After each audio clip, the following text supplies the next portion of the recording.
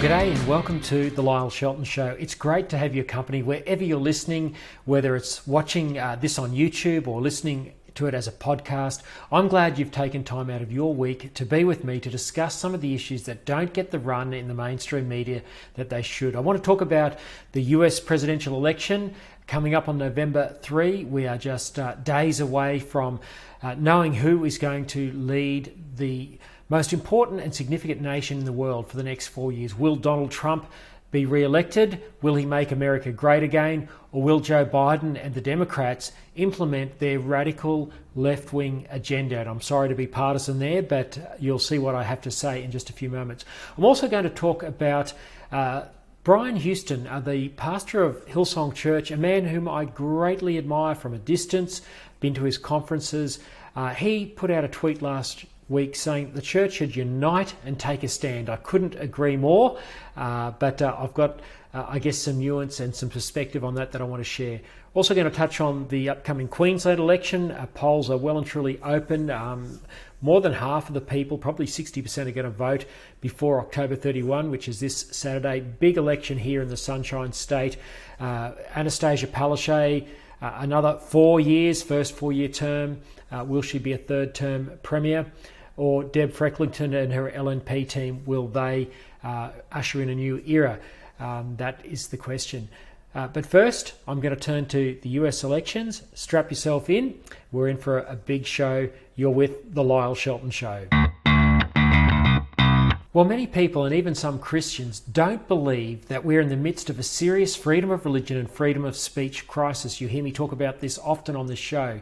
With legal action taken against me by 2 anti-free speech LGBTIQA+ drag queens, I feel it acutely, and I'm under no illusions as to how dire things have become. Others like me also know this to be the case, having suffered legal action and or professional sanction. I'm thinking of Ballarat Christian College and that parent community there who want to uphold their views of marriage, taken to having had legal action taken against them. The Yes campaign of the marriage movement, now called Equality Australia, muscling up with big city lawyers Clayton Utes to take them on. Bernard Gaynor, my good friend, years and years of vexatious litigation against him by the gay activist Gary Burns.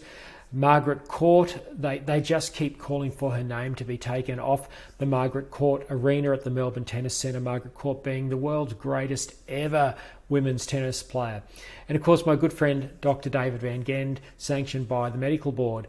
It just goes on and on. The leaders of the same-sex marriage Yes campaign told Australians there would be no consequences for other people's freedom if marriage was degendered. They lied. The Yes vote 3 years ago has emboldened activists to use lawfare and other means of pressure to stamp out dissent of their views. It has emboldened a militant transgender movement which, with the backing of new laws, is confusing our children and criminalising parents and health professionals. Now, as voters in the US face the choice between Donald Trump and Joe Biden, commentators are perplexed that a strong majority of faithful Christians will be voting for Trump. Trump and his Vice President Mike Pence, himself a Christian, are on the side of freedom of speech, conscience and religion. The Democrats, however, under Biden and his extreme left running mate Kamala Harris, favour laws which enforce PC speech codes about marriage and gender, and they want to punish those who dissent. In a piece headlined, "Why Christians Will Vote for Donald Trump," the Australian's foreign editor Greg Sheridan explains why Christians will pinch their nostrils shut with their fingers and vote for Trump on November 3. That's probably a little bit harsh, but there's much that many of us don't like about Trump, including aspects of his character, his narcissism, the way he speaks very disrespectfully about his political opponents, plays the man, not the ball. That's why I use that terminology. There's much about his policy that I admire and think is the right direction for the country. But Sheridan says this. He says, the left liberal political and legal movements have argued that merely to teach traditional Christian doctrine at school or university that marriage is between a man and a woman is to discriminate against gay students. Now, faithful Christians know this and feel the pressure from the parties of the left, like the Democrats. Christians want to be free to believe and teach their views on marriage, human rights for the unborn, and the science of gender, not because they are bigots or haters, but because they sincerely hold these views as true. Australian ABC commentator Julia Baird, herself a professing Christian, has sadly bought into the left's narrative that Christians and conservatives only want freedom of speech and freedom of religion because they want to be mean to people like young gays or deny medical care to people with whom they disagree. Baird recently tweeted an excerpt of a speech given by the Democrat Congresswoman from New York, Alexandria Ocasio-Cortez. At just 31, AOC, as she is known, is seen as a rising star of the political left in the US and globally. Here's her attack on religious freedom given at a congressional hearing last February. Take a listen. Experiencing this hearing, and I'm struggling whether I respond or launch into this question as a legislator or from the perspective of a woman of faith. Because I cannot, it's very difficult to sit here and listen to arguments in the long history of this country of using scripture and weaponizing and abusing scripture to justify bigotry. White supremacists have done it.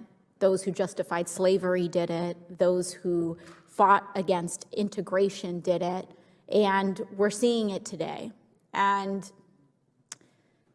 sometimes, especially in this body, I feel as though if Christ himself walked through these doors and said what he said thousands of years ago, that we should love our neighbor and our enemy, that we should welcome the stranger, fight for the least of us, that it is easier for a rich man, it's easier for a camel to go through the eye of a needle than for a rich man to get into a kingdom of heaven, he would be maligned as a radical and rejected from these doors.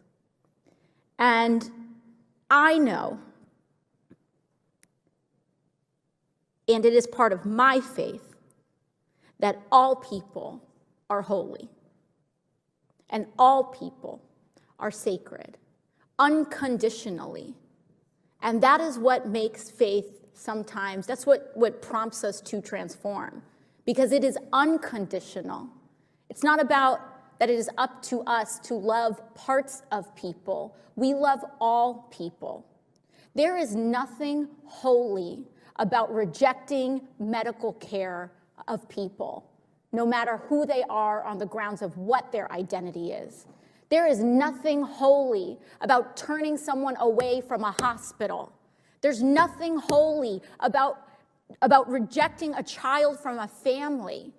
There's nothing holy about writing discrimination into the law. And I am tired of communities of faith being weaponized and being mischaracterized because the only time religious freedom is invoked is in the name of bigotry and discrimination. I'm tired of it. My faith commands me to treat Mr. Minton as holy because he is sacred, because his life is sacred, because you are not to be denied anything that I am entitled to, that we are equal in the eyes of the law, and we are equal in my faith in the eyes of the world. And so I just have to get that out ahead of time, because it is deeply disturbing, not just what is happening here, but what this administration is advancing is the idea that religion and faith is about exclusion. It is not up to us.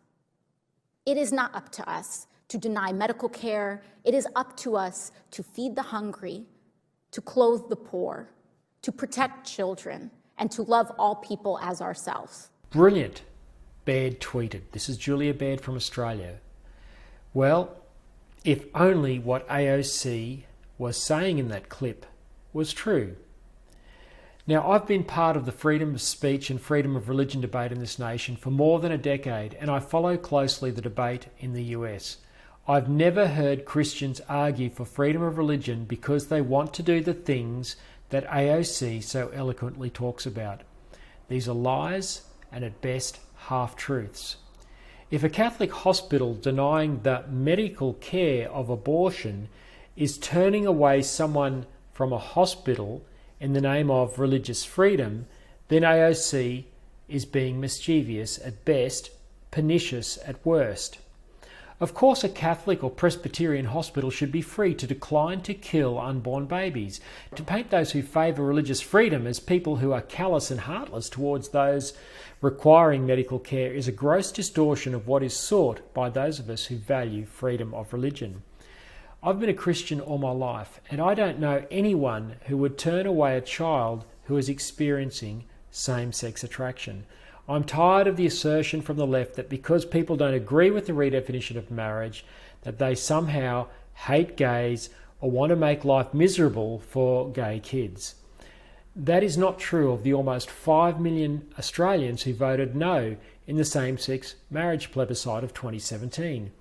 But I do believe parents should have the right to send their children to a school which upholds their views on sexuality and the science of gender. Surely we can tolerate diversity.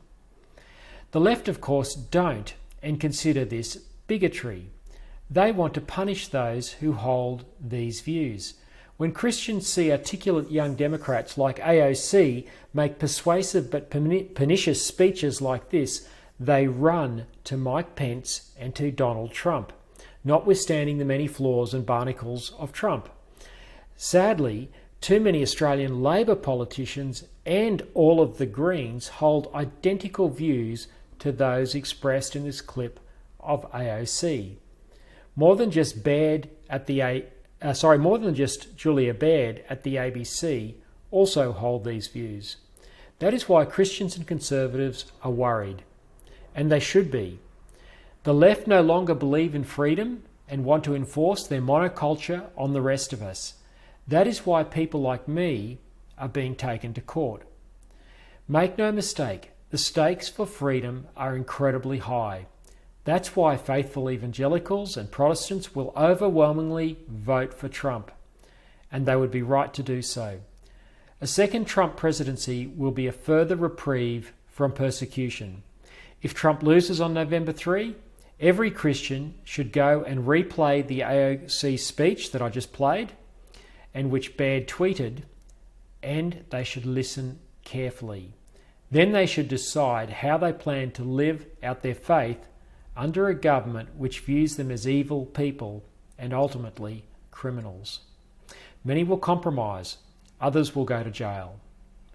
You're with The Lyle Shelton Show. Well, I'm a great fan of Hillsong Pastor Brian Houston and his church. For years I drove busloads of young people from my hometown of Toowoomba to Sydney for Hillsong conferences. One of the best things my wife and I did for our teenage children was to make an annual family pilgrimage to be in the 20,000 strong crowds at the indoor arena at Olympic Park. The worship of Jesus, the preaching from the Bible, and the atmosphere of faith was simply extraordinary at these events. So when Pastor Brian tweeted last week about the discriminatory coronavirus restrictions, he had my attention. It's time church leaders unite to take a stand, he tweeted. And he's right. There were 40,000 people packed cheek by jowl into the Gabba on Saturday night for the AFL Grand Final between Geelong and Richmond, and another 40,000 at the Olympic Park for the NRL last night against the Storm and the Panthers. Houston has a building which holds 4,000 people, but he's only allowed to have 100 on the inside. Yet 300 people are allowed at indoor weddings. I was musing about this as I was wearing blue rubber gloves while cleaning seats with disinfectant wipes in between COVID-safe services at my own church in Brisbane at the weekend. But something about Pastor Brian's tweet has bothered me, and it has nothing to do with the crazy coronavirus rules. I've rarely heard a Christian leader make a public call for unity. Imagine what would happen if the church did unite, if leaders united, full stop. Dare we to imagine John 17 or Psalm 133? Go look them up. Imagine if they took a stand. Imagine if they took a united stand to address the problems and pain in their local communities, together, regardless of brand.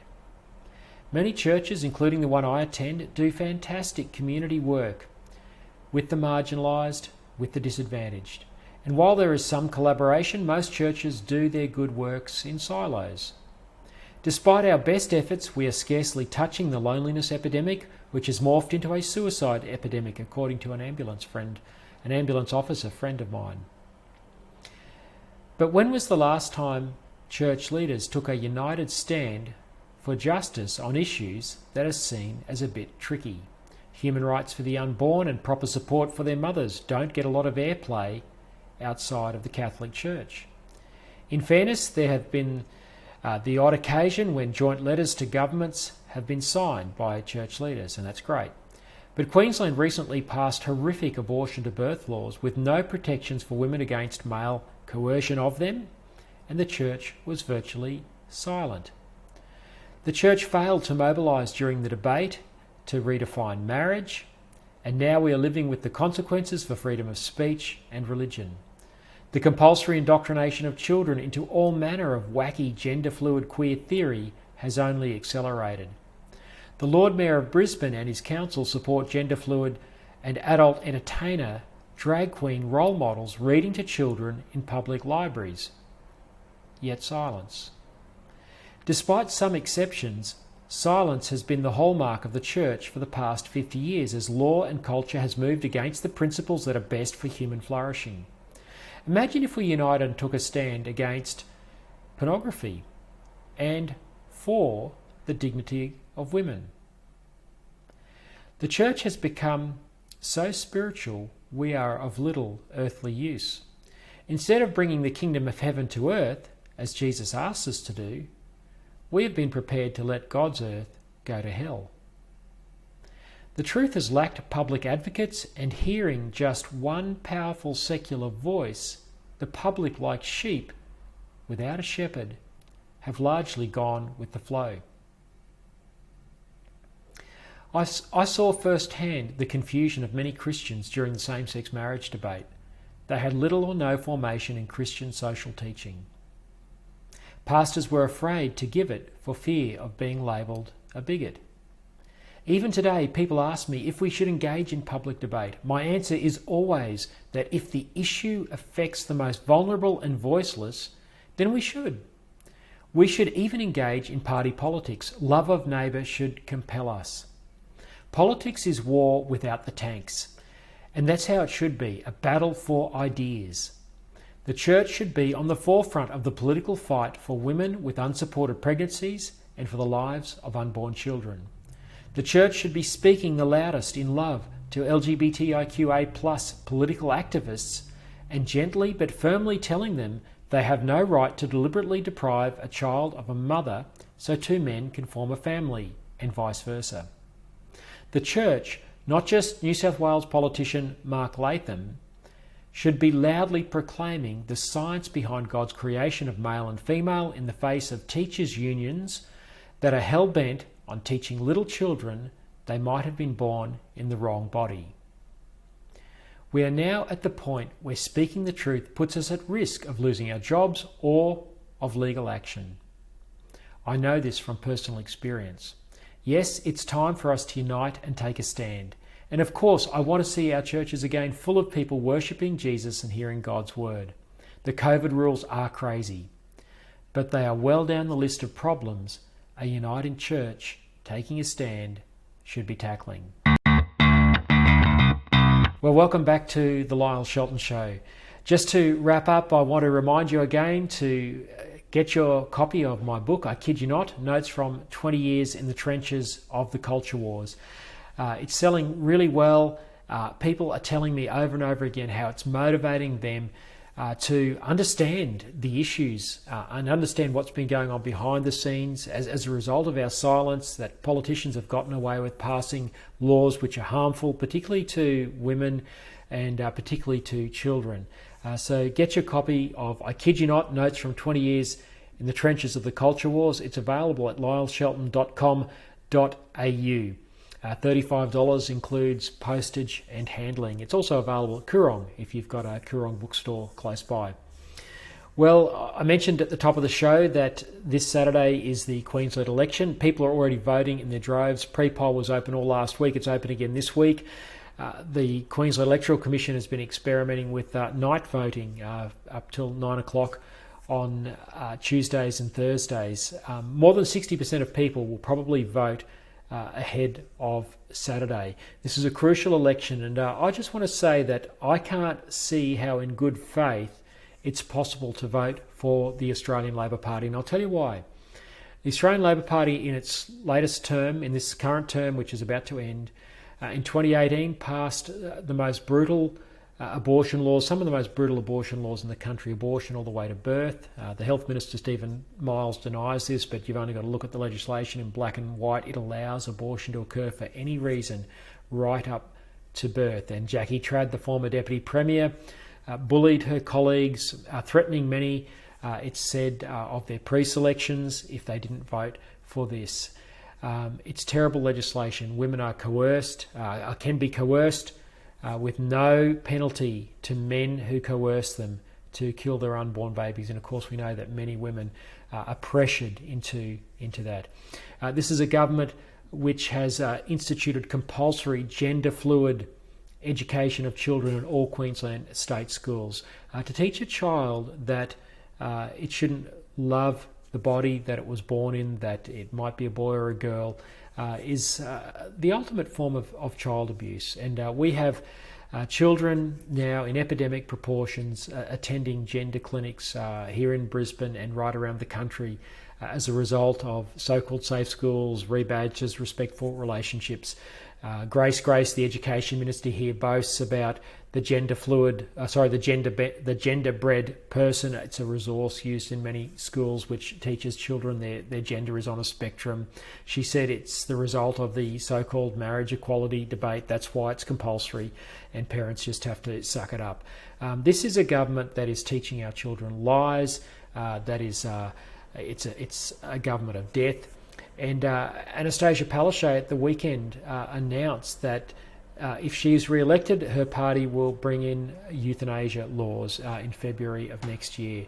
Death at the start of life, or death even before a baby is out of its mother's womb. It certainly has started life from fertilisation to the point where the elderly and the vulnerable will be pressured to do the right thing and take the lethal injection. Elder abuse is a massive problem. It will be weaponised if a lethal injection is made available as part of so-called healthcare. This is a government that has lost its moral compass completely, and it doesn't deserve another term. It's also economically been very destructive to the state. The state was in $100 billion worth of debt before the COVID pandemic hit. And that's as a result of Jackie Trad's stewardship of the books as Treasurer. They showed no restraint. There's very little to show for that $100 billion worth of debt. And of course, now that's even worse as a result of the pandemic and the crisis that we've been in. Unemployment was at record levels. Business failure, bankruptcy were at record levels pre-COVID. They've got to go. That's the Queensland election. Now, on Saturday night, there'll be special live coverage of the Queensland election hosted by my good friend Dave Pello from the Good Source News and Pello Talk. Dave has invited myself and others to be part of an election night panel. We'll be giving our commentary on the night live. You'll be able to stream it on Facebook. So stay tuned for details of that. Don't tune into the mainstream media. You've now got a fantastic option in the Good Source to hear commentary from people who will be talking from the perspective of your values. So don't miss that. The Good Source News from my good friend Dave Pello. Once polling booths close at 6 o'clock, we'll be going live on Facebook, and you'll be able to tune in and watch us there on Facebook and YouTube and the regular channels. Well, thanks so much for joining me again this week for the Lyle Shelton Show. It's an absolute joy and privilege to host this each week. And I appreciate your company. Tell your friends about it. And until Saturday night, stay safe. And I look forward to seeing you then and then again next week for another episode of The Lyle Shelton Show. Goodbye. The Lyle Shelton Show is a production of The Good Source, hosted by Lyle Shelton. To watch, listen to, or read more content without the SJW PC fact filter, visit goodsource.news. Good, SAUCE.news. Become a Good Source supporter for exclusive access to live and unedited interview recordings, including the conversations before and after the show.